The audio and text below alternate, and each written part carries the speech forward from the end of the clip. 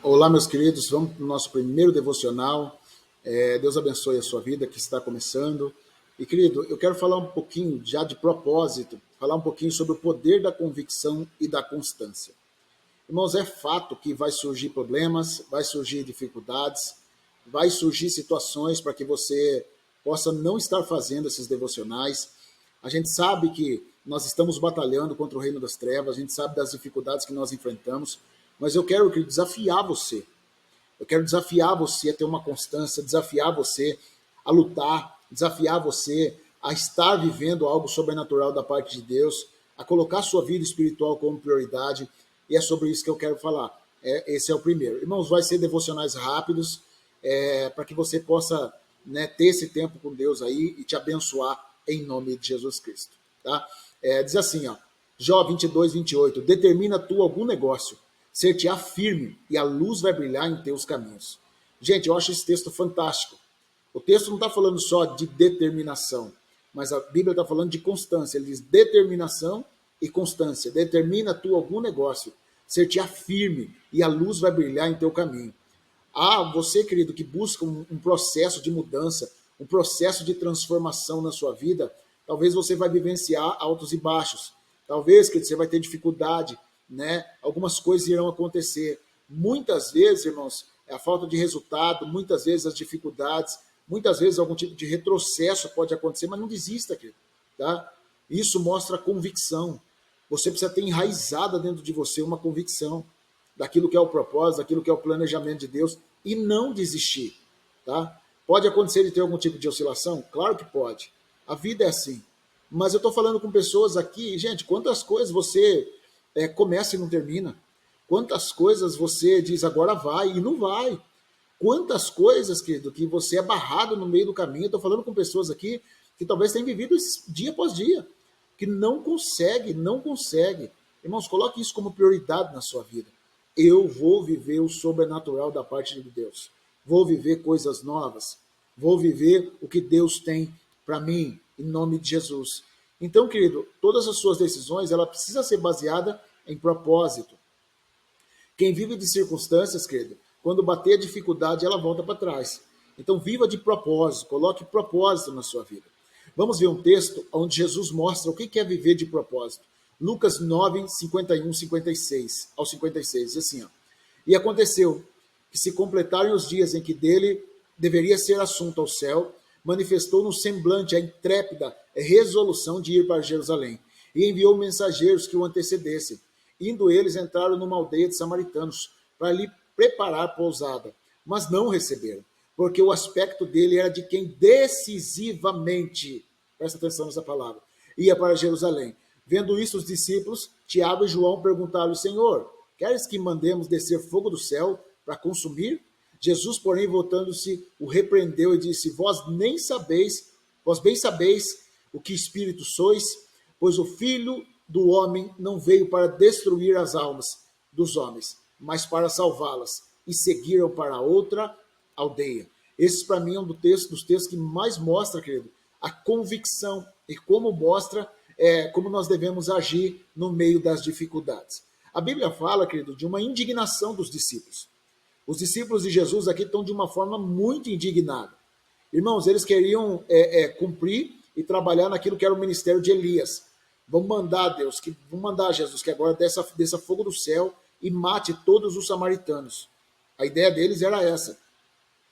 Mas a pergunta é, por que esses samaritanos não queriam receber Jesus? Irmão, todo mundo sabe que Jesus, que os judeus, eles tinham uma rixa com o samaritano. O samaritano não gostava dos judeus, eles tinham uma briga que já vinha de longa data. E querido, mas qual que era o propósito aqui deles não quererem receber Jesus? A Bíblia diz que Jesus manifestou no semblante a intrépida resolução de ir para Jerusalém. Eu acho isso fantástico. Quando ele diz isso, estava manifestado no semblante de Jesus. A intrépida resolução de ir para Jerusalém. Querido, gente, presta atenção no que eu vou dizer para você. Uma coisa é você ter uma decisão, né, que você tomou no seu interior. A outra coisa é essa decisão ser tão forte, tão firme, que ela possa transparecer no rosto. Isso aqui é fantástico, gente. a linguagem corporal de Jesus externava isso. Sabe, irmão? A Bíblia diz, querido, que eles não receberam, porque o aspecto dele era de quem decisivamente ia para Jerusalém. Jesus tomou uma decisão tão firme, né? A Bíblia usa essa expressão, né? Intrépida. A Bíblia está usando, querido, essa expressão de alguém que tomou uma decisão tão firme, irmão, que isso, querido, se manifestou no seu rosto. Sabe, irmão, aquela pessoa que você está olhando, ela está dizendo, eu vou conquistar, vou viver. E isso, querido, é uma base de algo tão forte que está dentro do coração dela, que está manifestando no seu rosto. Irmão, eu acho isso fantástico, querido. A Bíblia diz que eles, olhando para Jesus, eles entenderam que ele ia para Jerusalém, porque ele decisivamente estava mostrando isso. Irmão, é algo fantástico. Querido, isso precisa estar dentro da nossa vida, irmão. Nós precisamos estar num nível de propósito, de uma consciência tão clara, a ponto disso ser visível do lado de fora. Sabe, querido, aquele negócio, eu vou mudar, eu não aceito mais. Eu quero viver algo sobrenatural da parte de Deus. Eu não retrocedo mais em nada. Eu não volto para trás. Sabe, querido, a ponto de as pessoas olharem e entender que existe dentro de você uma convicção. Uma convicção, irmão. Determina tu algum negócio, seja firme, a luz vai brilhar em seu caminho. A luz brilha, querido, quem tem uma convicção segura daquilo que vai fazer. Você precisa ser determinado, irmão.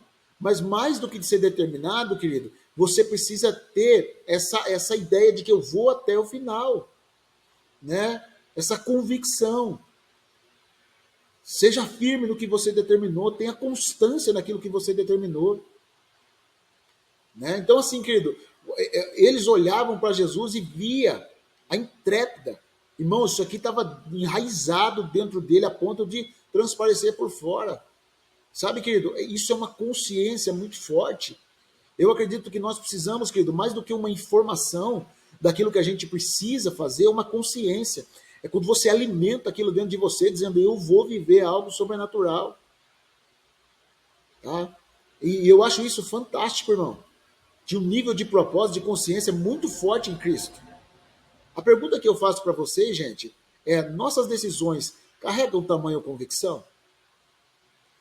A decisão que você toma hoje, ela é convicta, você vai para cima, você vive isso de forma, né, aonde isso possa transparecer no seu rosto.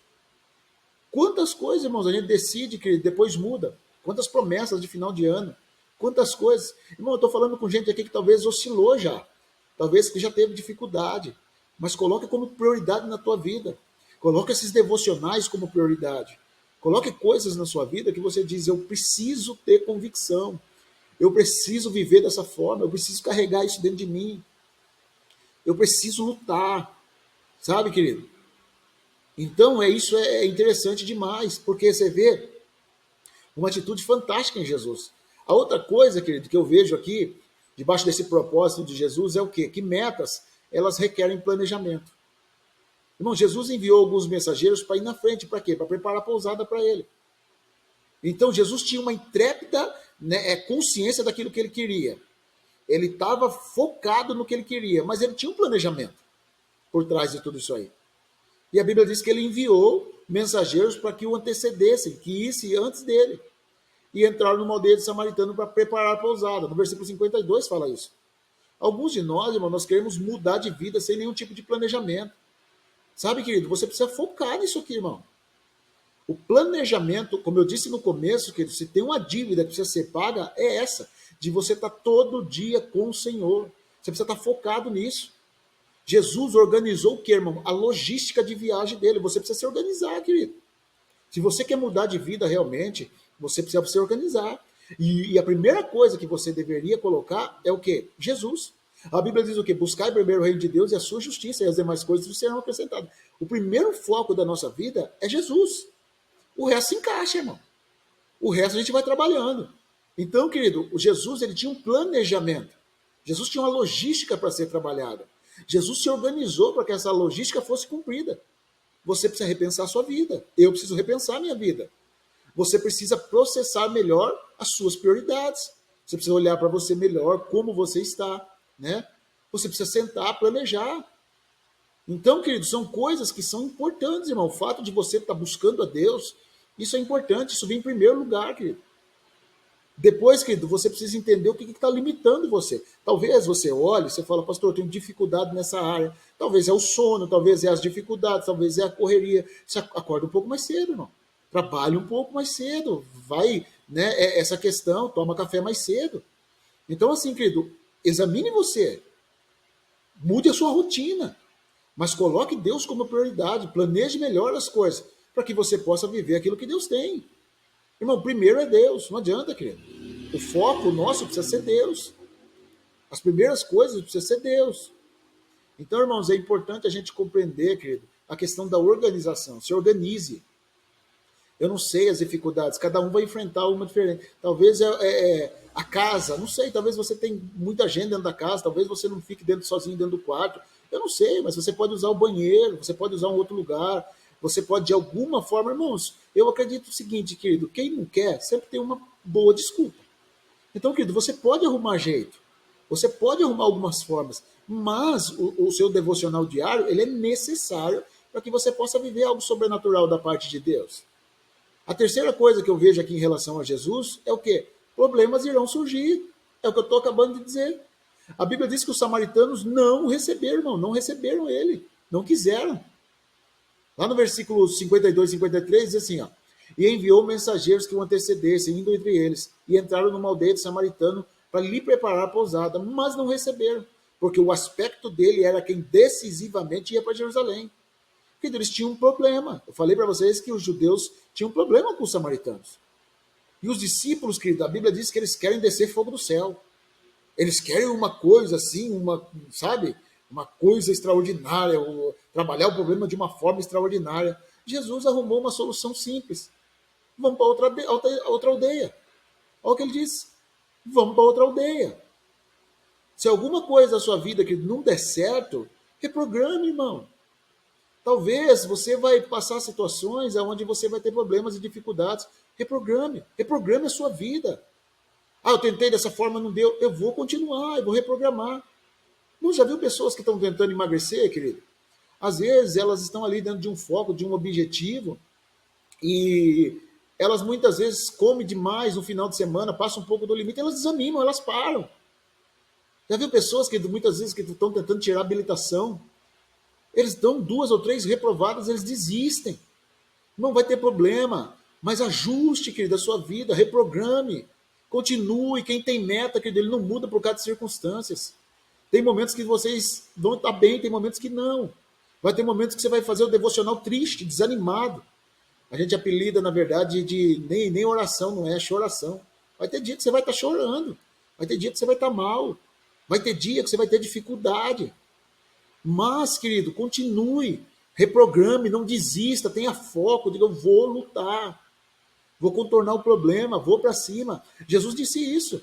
Tudo bem, eu vou para Jerusalém. Se eles não me aceitam aqui, vão para outra aldeia. É simples. As pessoas que vencem na vida são aquelas que não ficam dramatizando os problemas, irmãos. Eles são práticos na solução. Vamos mudar aqui, vamos trabalhar aqui, vamos mudar outra coisa aqui. Lute, querido, foque, ajuste. Diga, esse ano eu vou mudar, esse ano eu quero viver coisas diferentes. Esse ano eu não vou ficar chorando, eu não vou ficar me lamentando por nada. Eu quero viver o sobrenatural, eu vou buscar o sobrenatural. Eu quero viver algo da parte de Deus. Sabe que eu tenho vivido muitas coisas que às vezes eu olho, eu falo, nossa, como surgem problemas. Você dá no fogo aqui, surge um problema aqui, surge outro ali. Não desista. Não desista. Continue lutando. Continue lutando. A Bíblia diz que aquele que começou a boa obra, ele é fiel e justo para terminar. Lute, querido, não desanime, não volte para trás. Viva o que Deus tem para você, em nome de Jesus. Eu queria orar com você. Pai, em nome de Jesus. Eu te peço, Senhor, coloque, Deus, as tuas mãos sobre a vida do teu povo. Eu não sei, Deus, o que, Senhor, os teus filhos estão enfrentando, Senhor. Mas eu sei que o Senhor é Deus. Eu sei que o Senhor está no controle de todas as coisas. E eu te peço agora, visita, Deus. Visita, Senhor Deus, aonde está chegando, Senhor, a tua palavra. Eu creio que a tua palavra, ela de maneira nenhuma volta vazia. Dê força, Senhor, para os teus filhos. Esse que está começando o dia, Senhor. Esse que está com dificuldade. Esse, Deus, que parou de crer, de acreditar. esse que está desanimado, Senhor. Eu te peço agora, Senhor, vai colocando as tuas mãos. Quebra, Deus, todo o mal, toda a tristeza, toda a armadilha das trevas, tudo aquilo que não provém de ti, Senhor. Traz alegria a esse coração, Deus. Eu te peço, Senhor, um novo tempo. Que esse seja o ano da vitória, o ano da virada, o ano da mudança, Senhor. Espírito Santo de Deus, eu te peço, visita, Senhor. Visita quem está fraco. Visita, Deus, quem está desanimado. Visita, Deus, quem está com peso, Senhor. Visita, Senhor. Em nome de Jesus, ajuda essa pessoa, Senhor. Deus, a se reprogramar, a lutar, a continuar a batalha, Senhor. O Senhor que prometeu é fiel. O Senhor disse que não nos abandonaria. O Senhor disse que estaria conosco todos os dias. Eu creio nisso. Eu creio na tua palavra. Dê força para os teus filhos, Senhor. Ajuda-os, Deus, na dificuldade. Ajuda-os, Deus. Que eles possam viver algo sobrenatural da tua parte nesse dia. Abençoa-os, Senhor, em nome de Jesus Cristo. Que eles vivam a tua glória, Senhor. Que eles não desistam. Que eles não percam o foco. Que eles não vivam de momentos ou circunstâncias, Senhor, Deus, que possam desanimá-los.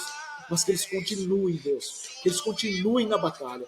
Amando o Senhor. Se entregando ao Senhor. E vivendo o teu propósito. Em nome de Jesus. Abençoa os teus filhos, Senhor. Coloque, Deus, as tuas mãos. Amém. Fique com essa palavra aqui. Que Deus abençoe você.